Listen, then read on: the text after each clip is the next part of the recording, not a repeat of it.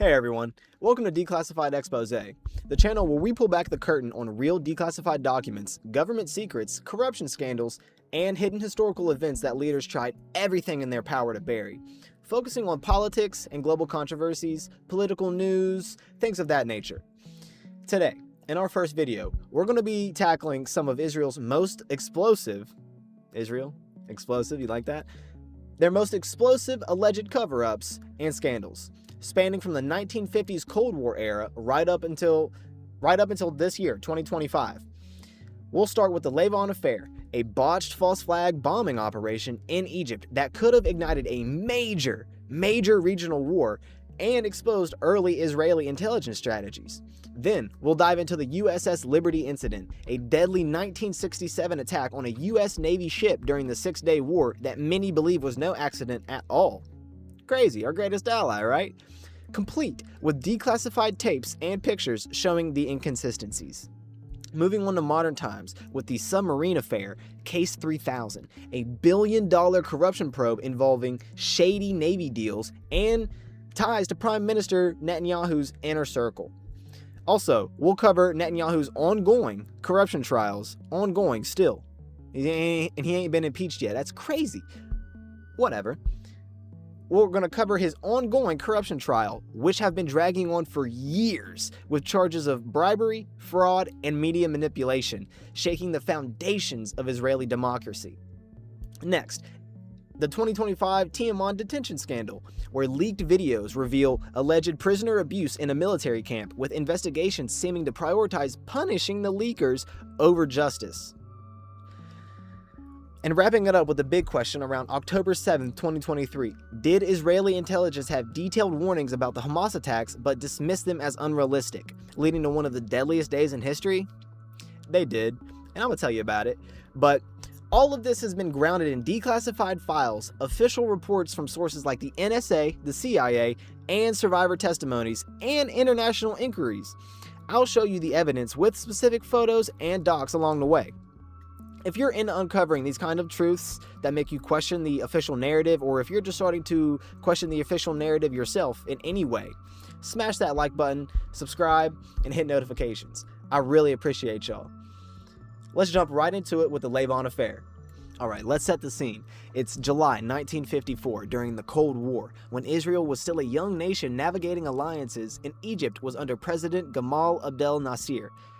Forewarning, I'm going to butcher some of these names, so please don't judge me too hard. Thank you in advance. In Egypt was under President Gamal Abdel Nasser, who was pushing for independence from British control over the Suez Canal. Because of that, Israel secretly initiates Operation Susanna, directed by Defense Minister Pinhas Lavon, recruiting a small network of Egyptian Jews to carry out sabotage as undercover agents. The plan involved placing small incendiary bombs in soft targets like U.S. information agency libraries, British-owned movie theaters, post offices, and cultural centers in Cairo and Alexandria. They timed them to go off after hours to minimize casualties but maximize the panic. This twisted motive was a false flag op. Pin the bombings on Egyptian radicals or the Muslim Brotherhood, stir up anti-Western chaos, and make Nasser's government look unstable, and convince Britain and the U.S. to delay withdrawing troops from the Suez, keeping a buffer against the Arab states. This wasn't just random espionage, though. It was calculated to manipulate the superpowers and shift regional power dynamics, but it relied on perfect execution to avoid blowback. They failed on that part. Everything unraveled when, on July 23rd, a bomb detonated prematurely in one of the agent's pockets outside of a theater, alerting Egyptian authorities, who swiftly came in and arrested the guy and his entire cell through interrogations and raids. Egypt then held public trials, executing 2 of the agents by hanging and sentencing the rest of them to harsh prison terms, presenting captured devices and confessions as proof of Israeli involvement. At first, the Israeli government completely denied it, and they framed it as anti-Semitic persecution and a propaganda stunt to rally Arab support against them. real quick, let me pull up this historical photo of Pinchas Lavon, the defense minister who greenlit the entire operation. And you can see how scummy this guy looks. Like, he looks like he would greenlight something like this. It's pretty simple. You can just look at him. But hey, he's part of our greatest ally, so he's the man, I guess. But moving on, declassifications in the 1960s and beyond, including leaked Israeli cabinet minutes and agents' testimonies, confirm high-level authorization while revealing efforts to destroy the documents and shift blame internally to avoid a diplomatic fallout. They literally tried to cover it up internally after they was found out. That's insane. Completely insane. But hey, our greatest ally, don't forget. The scandal then forced Lavon to resign in 1955 after investigations point out his direct role, and Prime Minister David Ben-Gurion briefly steps down a few years later in 1963 when it resurfaced, causing political earthquakes. Here's a picture of the street in Cairo where it was one of the target buildings. They tried to put a bomb here. People walk through here. This is a populated area, and they tried to put a bomb there for political means. Absolutely insane. But in the long term, it deepens Arab-Israeli hostilities, directly contributes to the 1956 Suez Crisis where Israel invades with Britain and France, and serves as a cautionary tale of covert ops gone wrong, eroding trust in intelligence narratives. Alright, moving on. Now we're going to be talking about the USS Liberty. This one's a big one. So we're going to fast forward to June 8th, 1967. In the heat of the Six-Day War, where Israel was battling Egypt, Jordan, and Syria in a preemptive strike campaign. The USS Liberty, a U.S. Navy technical research ship outfitted with spy gear like antennas and listening equipment, is stationed just in international waters about 25 miles off the Sinai Peninsula in order to monitor communications and provide intel to the U.S. The ship is unmistakably American, flying large U.S. flags with GTR-5 markings on the hull. It had even been overflown by Israeli recon planes earlier that day, confirming its identity.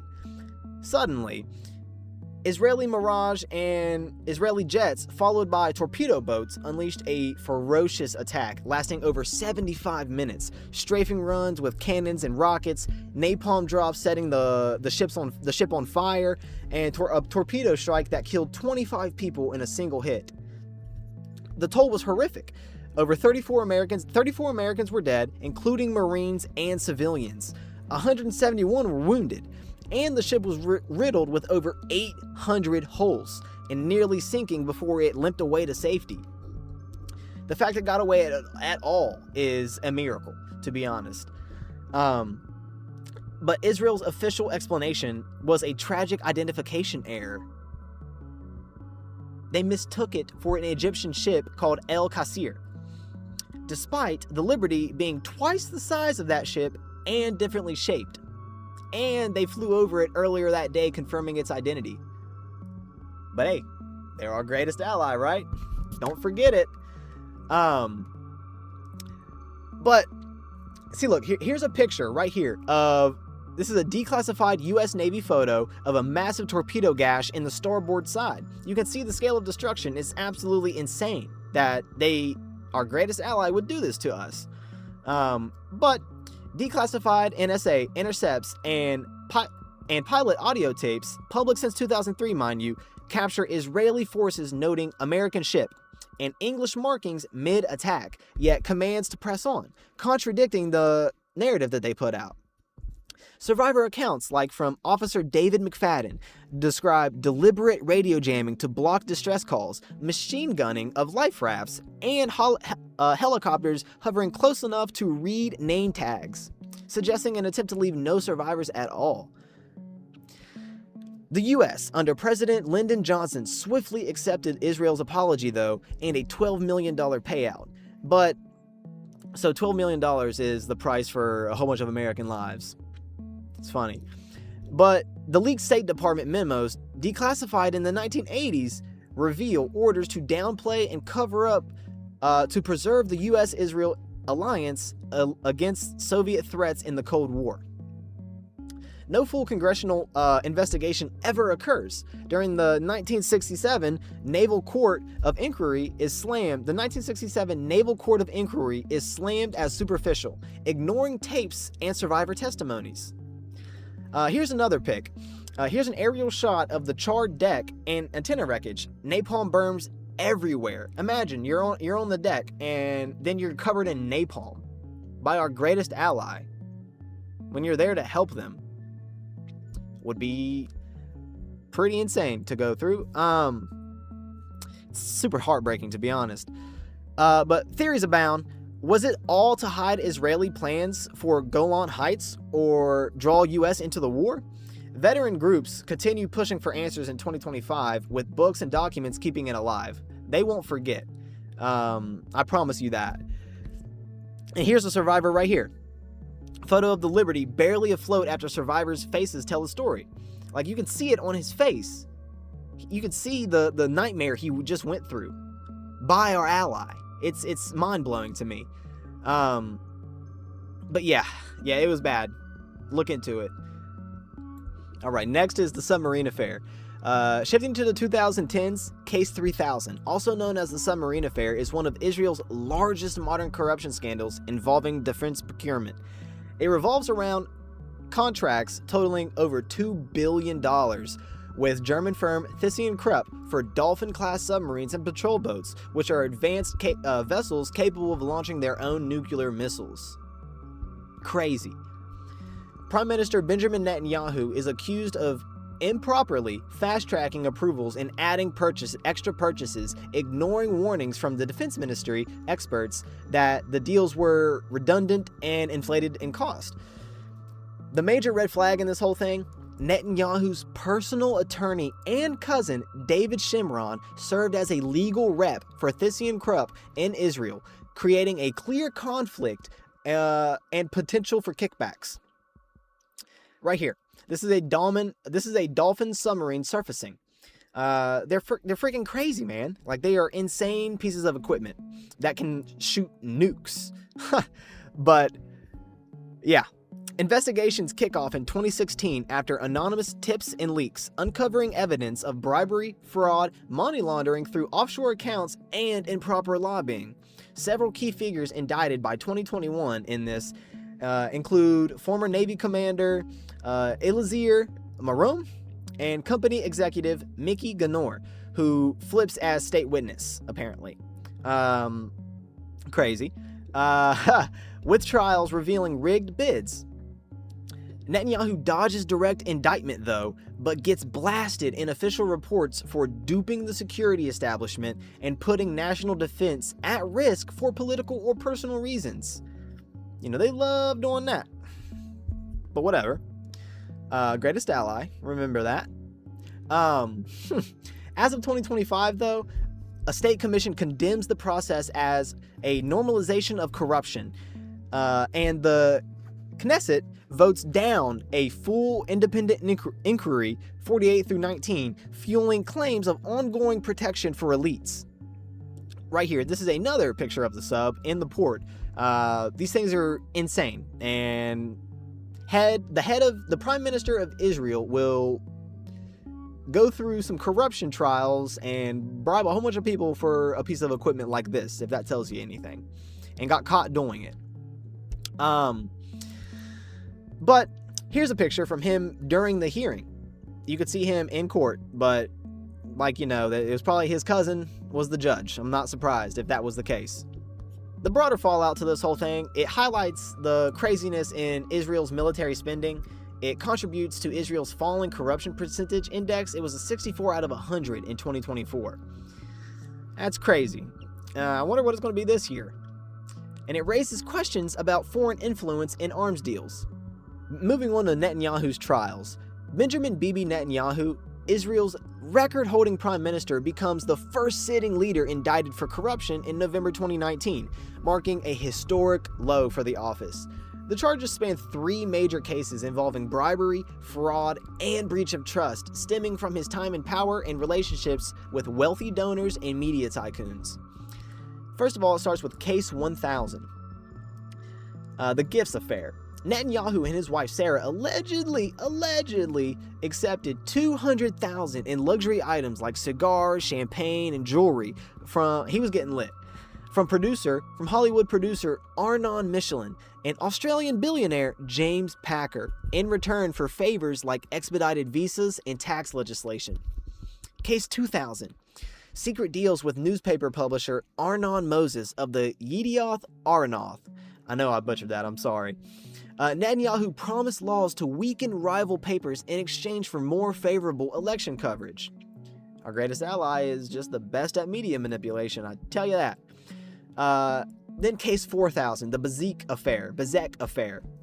Trading regulatory approvals for telecom giant Bezek for slanted positive stories on the Walla news site. More media manipulation. He's the goat of it, tell you that. Right here's a picture of Benjamin Netanyahu in court for his crimes. Looking like he doesn't care because he knows he'll get off, but you know, it is what it is. The trials begin in 2020, but face endless delays from COVID, the Gaza conflicts, and Netanyahu's defenses claiming a left-wing deep state conspiracy tied to his controversial judicial overhaul plans. As of late 2025, he is in the cross-examination phase, with dramatic courtroom moments including leaked audio tapes of discussions and witness flip-flops. Family scandals amplify it. Sarah Netanyahu convicted in 2019 for misusing $100,000 in state funds on catered meals, portraying a pattern of entitlement. They're used to this type of thing. They do this all the time. If they can squeeze a little bit more money out of whatever they're trying to squeeze it out of, they will. They're greedy, slimy, awful. But they're our greatest ally. Don't forget it. Right here. Here's a picture of the crowds outside of the court protesting the trial. Not the trial, but protesting him. And they think he should be in jail right now. So do so many people around the globe. But these people are actually in Israel, Jews, protesting their leader. The case has sparked a huge outrage in the 2023 and 2025 protests against Netanyahu's reforms, dropped Israel's Transparency International ranking to 30th globally, and could lead to prison time if convicted, reshaping Israel policies. Yeah. He's in deep water, but he'll just continue the Gaza conflict as long as he needs to keep it on going. But moving on. Next, we have the Teiman scandal. One of 2025's hottest and most awful scandals that there was in Teiman. It was a makeshift military detention camp in Israel's Negev desert, holding thousands of Palestinians arrested after the October 7 attacks. In May of 2025, leaked surveillance footage emerges showing 9 Israeli soldiers gang assaulting a Palestinian detainee, causing severe injuries including ruptured organs and broken bones. Imagine what hasn't been published or what hasn't been exposed. It's crazy. But wilder allegations from released detainees and investigations led by CNN and Amnesty International say that there was routine torture going on, like electric shocks, dog attacks, blindfolding for days. Could you imagine? Days. Starvation and sexual humiliation in overcrowded, unsanitized areas and conditions. Inhuman is what it is. Here's a picture from the facility. This is a picture of the actual Teiman facility. And just you can see what it looks like. It's absolutely heartbreaking. It's awful. But Israeli military launched probes, but their focus was not on justice for the detainees or the wrongdoings that were had. Their focus was shifted to finding who leaked the information. And they outed them as traitors. Major General Yafat Tomer Yerushalmi, the top advocate general, he resigned in November of 2025 for fraud and obstruction in handling the video release. He resigned over it. That's insane. But people are still going to be like, that's our greatest ally. It's crazy. And far-right supporters over there, including ministers, other soldiers, and a whole bunch of political figures, rally and storm the base to defend the accused soldiers. How? How can you do that when there's an actual video of it happening? Whatever, man. And that caused fights and clashes and a whole bunch of things. Charges against the perpetrators were downgraded from APE to aggravated assault, drawing condemnation from the UN and the EU and human rights groups as potential war crimes under the Geneva Conventions. That's wild. But government officials, of course, minimized it as isolated or enemy propaganda, damaging Israel's image during ongoing Gaza operations, prioritizing PR over full accountability. They can never take accountability, because if they did, it would be over. Here's another picture. This is a picture of the chaotic protests going on in Israel over this issue. Like, not everybody is just sitting down and accepting this. There's some people who have some backbone, you know what I mean? But part of the broader post-October 7th detention wave, over 10,000 Palestinians held administratively without trial, many reporting similar abuses, fueling international calls for independent investigations. But, yeah, moving on. And lastly, we have October 7th prior knowledge. This is the worst one on the list, in my opinion. Did Israeli intelligence have prior knowledge, or did Israeli intelligence agencies have credible advanced knowledge of Hamas's October 7th, 2023 attack, but failed to act on it, resulting in the catastrophe? I guarantee you they did. Listen to this. According to the New York Times investigation, Israel acquired a 40-page Hamas document called Jericho Wall in 2022. It detailed the exact blueprint: initial rocket barrage to saturate defenses, drones to knock out border cameras, paragliders and motorbikes for infiltration, coordinated assaults on communities and bases, and mass hostage taking. They did every single step of that plan to a T. Despite the precision, top officials like in Shin Bet and the IDF dismissed it as a hypothetical or beyond Hamas's capabilities based on flawed assumptions about their organization. They're a little too confident. They thought we could come and save them for this one, but nah, sorry. Here's a pic right here. This is a Gaza border fence breach. On October 7th, the fence was just sliced open and it outlined the path that they could come in. It's absolutely wild. It's very scary and eerie, to be honest. But more warnings piled up. Egyptian intelligence tipped off Israel days before about something big brewing. Unusual Hamas training exercises were observed, and female border spotters reported suspicious movements but were overruled. Internal IDF drills in early 2023 even simulated a similar multi-front breach, but resources were diverted to West Bank unrest amid political distractions. The attack plays out almost identically. 3,000 Hamas fighters overwhelmed, killing 1,200 mostly civilians at festivals, and abducting 250 hostages in Israel's deadliest day. Here's another pic. Here's a representation of those ignored reports. Pages of details that went unheeded. Like, they saw papers like this and were like, nah, they can't do that. Wild.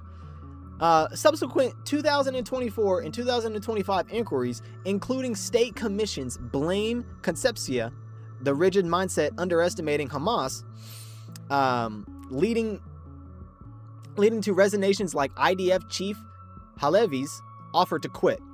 Here's another pic of the festival site. This shows the devastation, the aftermath of the attack. Like, it was awful, unfathomable, unimaginable. It's crazy. Please look up a video if you've never seen it or are not educated on it. This was an awful attack. And it sparks debates on intelligence failures versus deeper issues like Netanyahu's focus on judicial reforms and ongoing calls for full declassifications. Long story short, they knew about it in advance. They let it happen.